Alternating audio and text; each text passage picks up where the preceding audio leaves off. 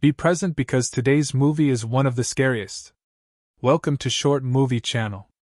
Our movie today begins with Clara and Roger, a married couple who bought an old house because the money they had wasn't enough for a new one. They take their kids, Rose and Stephen, and move into the house. Before getting out of the car, Rose feels extremely scared of how the house looks. It's in a deserted, empty area. She tells her mom she's afraid to get out and mentions that she looked it up and found out that a family disappeared after moving into this house. But Clara doesn't pay attention to what Rose says, and they all head into the house. As soon as they step inside, everyone feels that something isn't right about the place. They start exploring it bit by bit. Rose and her dad head to the basement, where a strange smell hits them. Rose finds it odd, but her dad reassures her it might just be mold or because the place has been closed for so long. As he turns around to leave, the door suddenly shuts without warning, trapping Rose inside. Terrified, Rose bangs on the door while her dad struggles to open it. Clara sarcastically tells him he's useless even at opening a door and points him to the key. Roger quickly unlocks the door, and as soon as Rose gets out, she looks at Clara and tells her that this house is creepy and she doesn't feel safe. Frustrated, Rose heads to the room she chose to be hers. She tries to calm down by reading her book but keeps glancing at the walls, sensing something very unsettling. Honestly, she has every reason to feel that way. This is not a house anyone should live in. Later, Clara asks Rose to stay in the house, look after Stephen, and keep an eye on things while she and her dad head out to buy some essentials and food. Rose stays behind but feels uneasy the entire time. She wanders around the house, turns on her laptop, and starts watching a movie to distract herself from the fear she's feeling. Her friend calls to ask about the new house, and Rose tells her it's awful, uncomfortable, and that she wishes she could go back to their old house. While she's talking and deeply engaged in the conversation, Stephen sneaks up behind her wearing a mask and draped in a shawl. He places his hand on her shoulder, and the moment she sees the mask, she screams. She demands to know where he got the mask, and he tells her that the closet is full of weird stuff. Rose opens the closet and finds old, valuable items. She's puzzled about why these things were left behind by the previous owners. As she's lost in thought, Stephen interrupts, telling her that before moving here, their mom showed him the location of the house, and he told his friends about it. One of his friends mentioned that this house once belonged to a witch in ancient times. The witch, according to the story, made pacts with demons and spirits who still reside in the house to this day. Rose brushes off his story, but something in the closet catches her eye, a vintage gramophone. She decides to take it out and play some music on it. At first it works, but suddenly the music stops, and a creepy voice starts speaking in different accents and tones. Shocked, Rose quickly shuts off the gramophone. Not wanting Stephen to see how scared she is, she tells him to go back to his room. Then, she goes to sit in front of the TV, trying to forget everything that happened. Out of nowhere, the lights start flickering before shutting off completely. Rose grabs her phone and calls Clara, telling her she wants to go back to their old house. Clara, however, explains that she's at work and can't come home now. Rose says the power is out and she's really scared. Clara advises her to check the circuit breaker, adding that the basement stairs have exactly 10 steps, so she should count them carefully to avoid falling. Rose is terrified but feels a little reassured when Clara promises to stay on the phone with her until she turns the power back on. Rose went ahead and lit a candle, heading down to the basement as her mother had asked. She started counting the stairs, but she noticed something strange. The number of steps kept increasing. What was supposed to be 10 steps became 20, then 25, and eventually 30. At this point, Rose began to cry. Initially, Clara thought she was joking, but when the call suddenly dropped, Clara became very worried. She rushed to inform her husband, and they hurried back home. When they arrived, they searched the entire house for Rose but couldn't find her anywhere. They then checked the basement, turned on the electricity, and found everything in the basement to be completely normal. However, Rose was nowhere to be found, not in the house, the basement, or even around the property. Clara became increasingly anxious and didn't know what to do, but her husband calmed her down and called the police. The officer told them that girls of Rose's age might sometimes leave to hang out with friends, or even with boys without informing their parents. However, Clara was unconvinced. The next day, they searched the forest, scouring every corner she might have gone to, but there was no trace of Rose, or anyone else, for that matter. This only deepened Clara's worries. Determined to find her daughter, Clara printed out photos of Rose and distributed them everywhere, posting them on walls and trees, and even announced a reward for anyone who could help locate her. After a few days of relentless searching, Clara and Stephen went to the police station to ask for updates. The officer informed them that they had interviewed all of Rose's friends, and all of them confirmed that the last time they saw her was on the day they moved to the new house. The officer then asked Clara if Rose had been dating anyone, to which Clara responded that Rose never had boyfriends or even close male friends. The officer then revealed that he had reviewed Rose's laptop messages and found that 3 or 4 of her friends had been bullying her because no boys showed interest in her or even talked to her. Clara didn't quite understand the implications of this until the officer bluntly stated that there was a possibility Rose had taken her own life. Clara, however, refused to believe this and decided to continue searching for her daughter herself. Back at home, Clara sat with Stephen and asked him about the last thing he and Rose did together before she went to bed. Stephen told her about the gramophone and the strange sound they had heard. Clara immediately grabbed the gramophone and went down to the basement. She also brought an ultraviolet light device to detect fingerprints and trace where Rose had been. As she scanned the floor, she saw strange writings in unfamiliar languages and old numbers. She moved the light across the walls and ceiling and found terrifying drawings. Shocked by what she saw, she quickly ran upstairs and called the officer, explaining everything. The officer, however, dismissed her findings, saying that these drawings didn't prove anything and could simply be because the house was old. He added that during the period when the house was built, many residents were artists. The officer then asked who had sold them the house. Clara explained that her husband, Rogan, had bought it because they couldn't afford a new house. Rogan elaborated, saying he had purchased the house at a very low price because the previous owner, Mrs. Woody, was desperate to sell it to pay for her stay at a nursing home. The officer was surprised, wondering how someone who owned such a large house would end up in a nursing home. Rogan explained that he had asked the realtor the same question, and the realtor said Mrs. Woody had never lived in the house. She had been alone for a long time and decided to move to the nursing home to be among people like her, those who had no one else in their lives. As for Clara, she wasn't concerned about anything except Rose. She took her phone, went into the bathroom, and kept calling Rose repeatedly. Suddenly, she heard Rose's voice counting the steps of the staircase, just like when they were on the phone. She realized the sound was coming from the sink pipe. Startled, she rushed to the basement to figure out the source of the sound. She stopped at the top of the staircase, feeling scared to go down, and noticed balls scattered on the floor.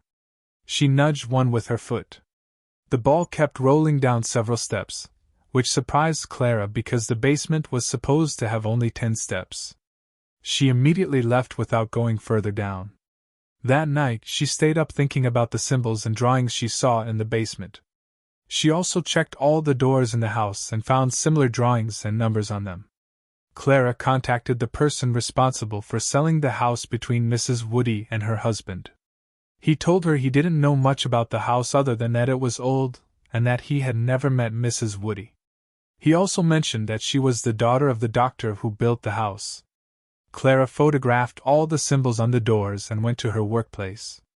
She began searching the internet, and eventually found out that these symbols were written in an ancient Jewish language linked to a mythical creature or demon.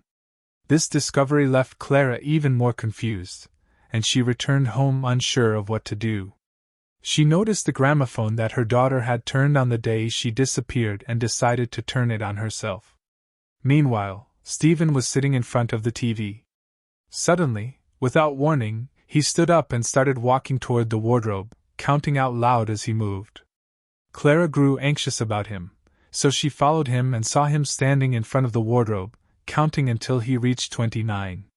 She immediately called out to him. At that moment, he snapped back to normal and admitted he couldn't remember anything.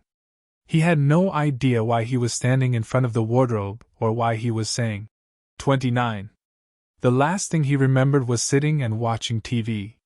Clara told him to get some rest and began digging into the history of the family that lived in the house before them. She discovered that the owner was a mathematician who had also disappeared along with his wife. She managed to find the address of the place where he used to work. One evening, while Clara was alone in the house, she heard noises coming from the basement. She rushed to investigate and tried with all her strength to open the door, but it wouldn't budge.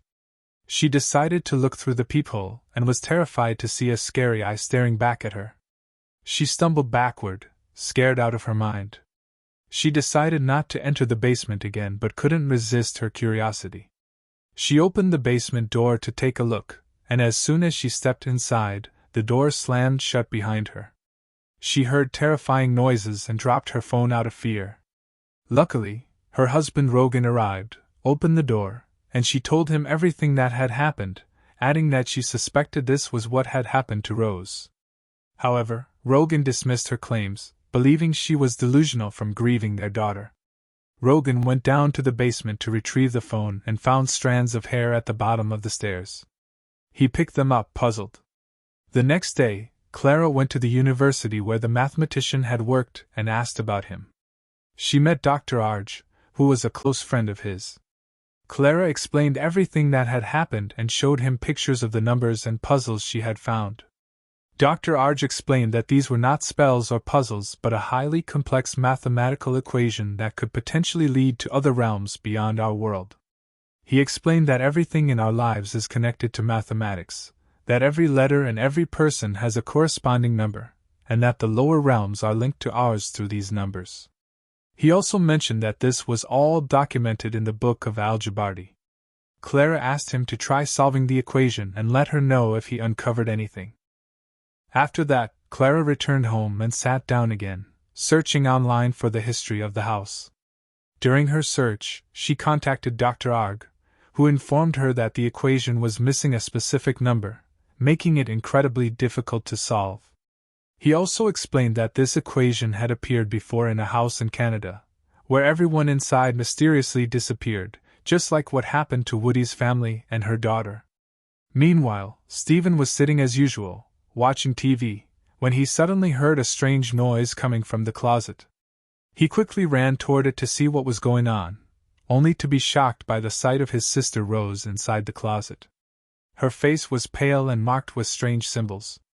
Startled, he screamed loudly, prompting his parents to rush in to calm him down. When he told them what he had seen, his father reassured him it wasn't real. His father approached the closet but was met with an unexpected surprise. At the same time, Clara decided to call the lawyer handling Mrs. Woody's case to get the address of the nursing home where she stayed. She went there to ask about the house and learned from the staff that Mrs. Woody was a strange and mysterious person, always praying. Clara entered to speak with her and began asking about the house. At first, Woody refused to answer, but after Clara insisted, she finally spoke, saying only one thing. "Run!" Clara didn't understand what she meant but continued asking questions until Woody explained that her younger brother suffered from a rare illness.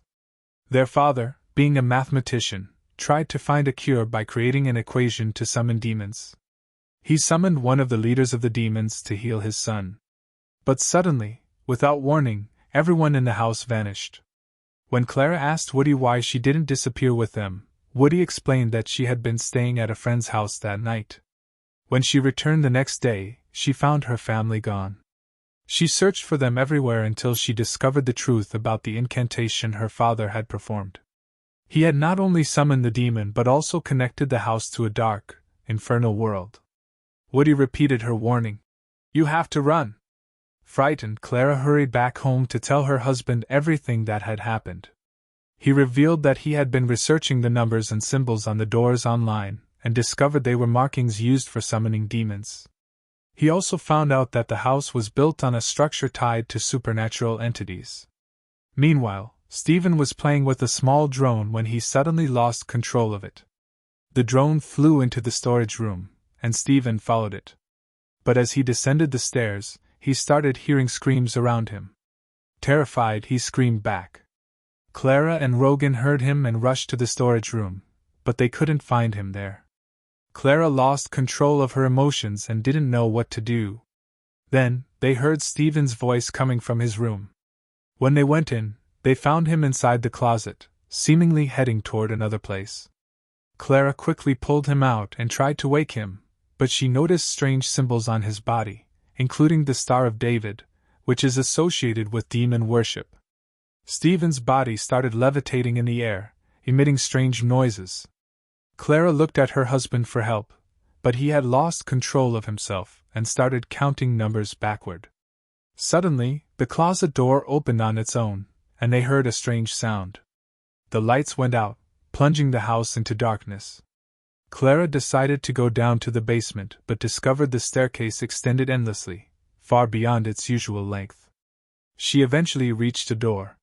When she opened it, she found herself in another world filled with fog, where countless people walked aimlessly, their appearances eerie and unsettling. Clara searched among them for her daughter Rose. When she finally found her, she grabbed her and began running. During their escape, the flashlight slipped from Clara's hand. She climbed up many stairs until she found herself back in the house. She checked on Stephen and Rogan and decided with them that they needed to leave the house immediately. But as she looked down, she saw the same flashlight that had fallen from her hand earlier in the basement. Fear crept over her, but she continued toward the door. When they tried to open the door, they realized they were trapped inside the house. In the end, they understood there was no way out, not for them nor their family. They remained in the house, awaiting their fate with the demon. And with that, our movie ends today. We hope you enjoyed the story. Don't forget to support us with a like and subscribe to the channel.